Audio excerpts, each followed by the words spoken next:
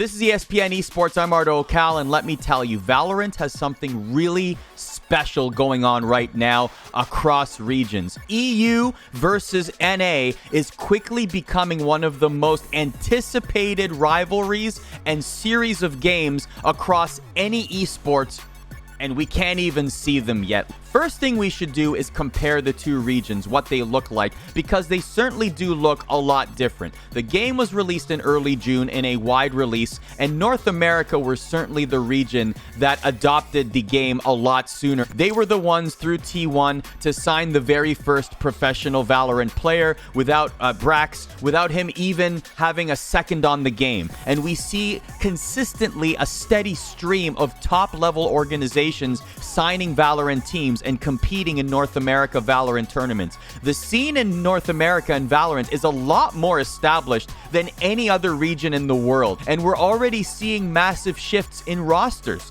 100 Thieves is a great example of a team that competed in some tournaments, didn't find the success they wanted. They kept their star player Hiko and cleaned house. The rest of the 4 starting players are now gone from 100 Thieves, and they signed one of the most sought-after CSGO free agents that retired from CSGO to pursue Valorant in Nitro. So there's a little bit of a teammate reunion there between Hiko and Nitro, and now they are rebuilding that team. We're already at that point in North America where we're seeing the 2.0 versions of many top organizations, 100 Thieves being a perfect example. EU, a lot slower. We definitely saw G2 come in first, and it's paying dividends for them because G2 is far and away the best team in EU right now, and many people would say the world. Perhaps people are looking at it from rose-colored glasses because G2 are so dominant in EU tournaments. They haven't dropped the tournament yet. They've won 6 tournaments in Valorant. They've won 4 Ignition Series events. They just don't seem to lose.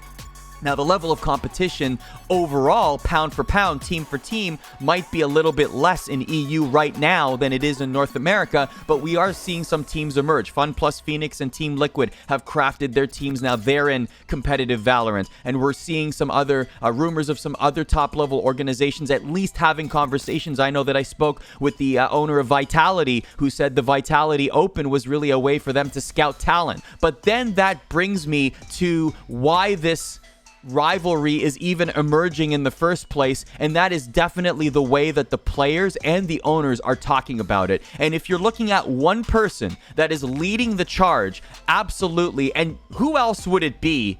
It's Carlos, the founding CEO, Ocelot, of G2. He has been absolutely perfect in maintaining this rivalry and keeping it in people's minds, saying things like, no NA team could even take 4 or 5 rounds from my team.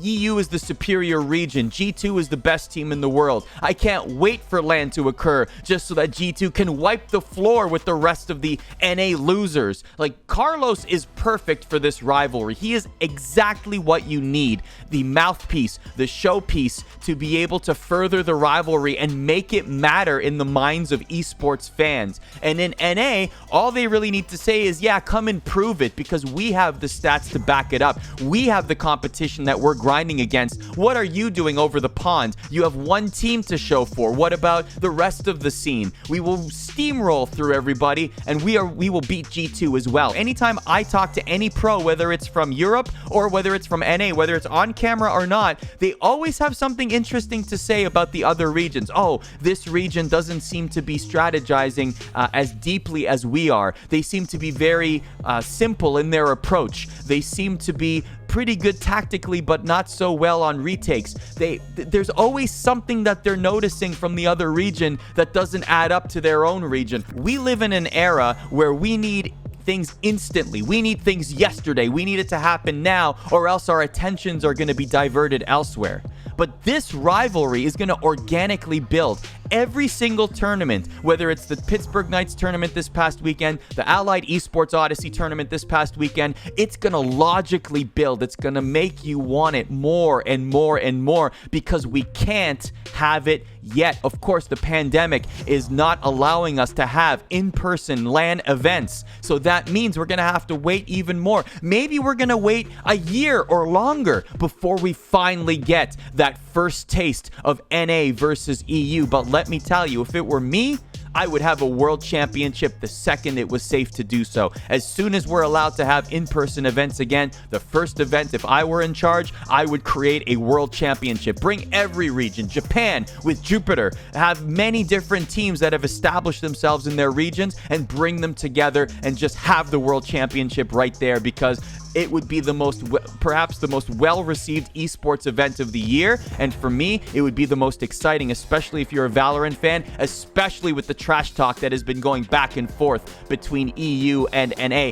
and G2 and TSM. That's another one that is organically building. You've been hearing TSM players and G2 players jaw-jack at each other, and it's absolutely awesome. So listen, we're still dreaming about LAN events right now. We know they can't happen right now. Of course, we got to be safe about it. But that's what I love about this, is the fact that we can't have it yet, but we will one day. And let it build and continue to build until we get to this crescendo where people just can't take it anymore. And we finally get there. And it could very well smash viewership numbers. And it could very well have so many people watching, setting records, whatever the case may be. And finally, that day we'll be able to see NA versus EU, because of all the buildup that's starting right now, is continuing right now as we move towards the NA versus EU first LAN. We can't have it yet, but we're getting there, and it's building, and everyone wants to see it, and it's awesome to watch. And in my opinion, it is one of the best things happening in esports today. Which side do you believe will truly win and why?